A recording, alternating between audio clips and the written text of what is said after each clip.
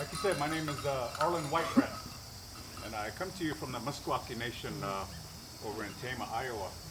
And we're a very small community of about 1,500 that live within our boundaries. But what's very unique and what's very special is that we're very rich people in our ways, in our language, in our culture, in our heritage. I'm very proud of where I come from.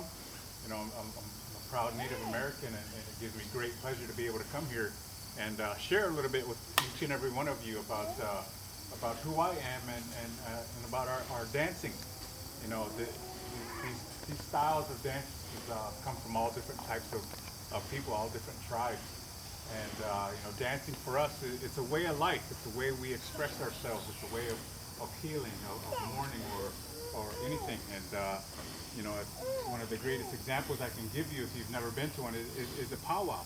You travel to a powwow, and I'm sure some of you have.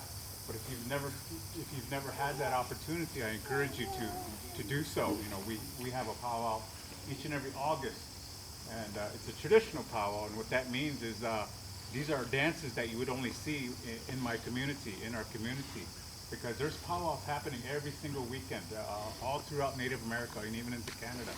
And at these powwows, you see hundreds and hundreds of dancers, even thousands of dancers, dancing in that arena to that rhythm of that drum at one time. And it really is a very moving experience if you've never had that opportunity to see that.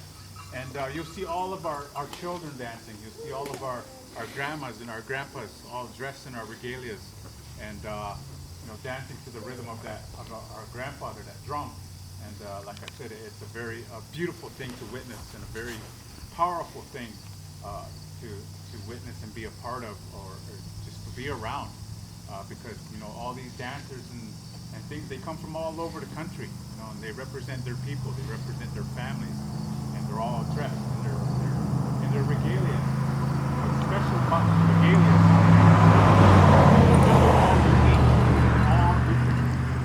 And you could have 1,500 dancers in the arena at one time. It's not once would you ever see two identical regalias.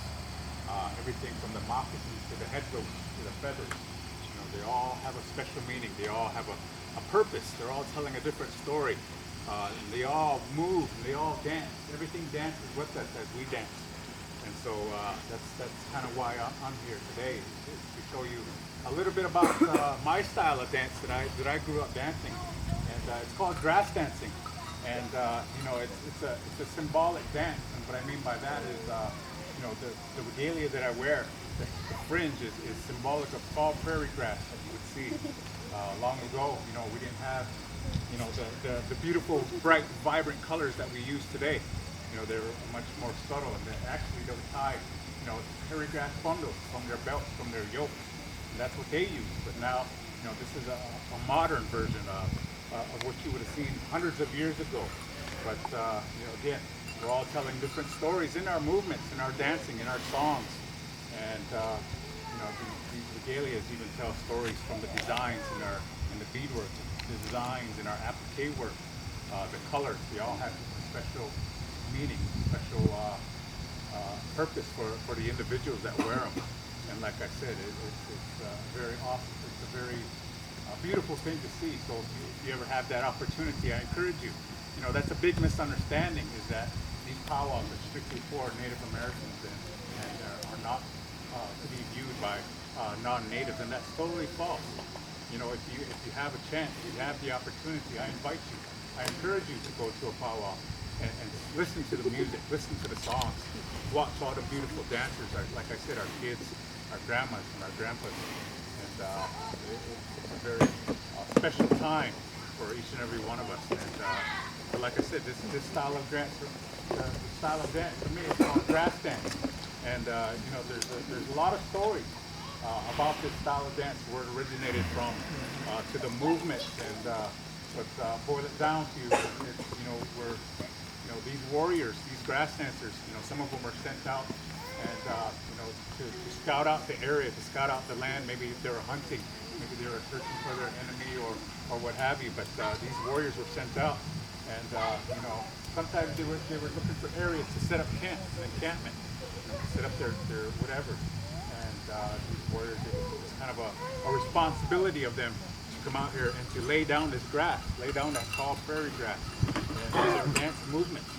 Because as Native people, we don't want to harm Mother Earth. We don't want to hurt it. So we didn't just come in here and cut that grass and scar Earth, but we wanted to gently lay down that grass, and that's kind of the movements that I'm doing when I'm dancing. Is I'm gently laying down that grass, because once we were done with that area, we wanted that grass to come back up and to appear as that we were never even there, and we wouldn't even have known that we was there. So, like I said, this regalia, the long ribbon, it is symbolic of that tall grass. And like I said, long ago, they didn't have places like Hobby Lobby and Walmart to get beautiful, vibrant colors that we use today. This is a contemporary version of those regalias hundreds of years ago, but it still tells those stories. And this style of dance is it's an up-tempo style, very rigorous. There's a lot of strength and endurance that's required to do these dances, and you'll get a better understanding once I'm finished. I'm here trying to talk to you. You'll see just how out of breath one person can get. These songs, they last a couple minutes, 3, 4, 5 minutes long, and as a dancer, you're dancing to the rhythm of that drum for that entire song. So it's a very beautiful thing to see, and Native pride. This is kind of what we do. We travel all across the country, even overseas,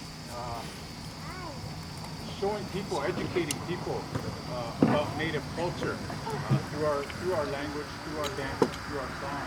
Where Native pride is our mission to educate, motivate, inspire all of our audiences, from young children all the way up to the older folks. And we just, like I said, I'm very honored to be here to share with you a little bit about myself and a little bit about the culture and our way of life of song and dance. And I didn't, typically we dance to a drum. All of our men, our men are singing, and yeah, exactly. They're all singing around this beautiful drum. Why don't you come up here and demonstrate for me?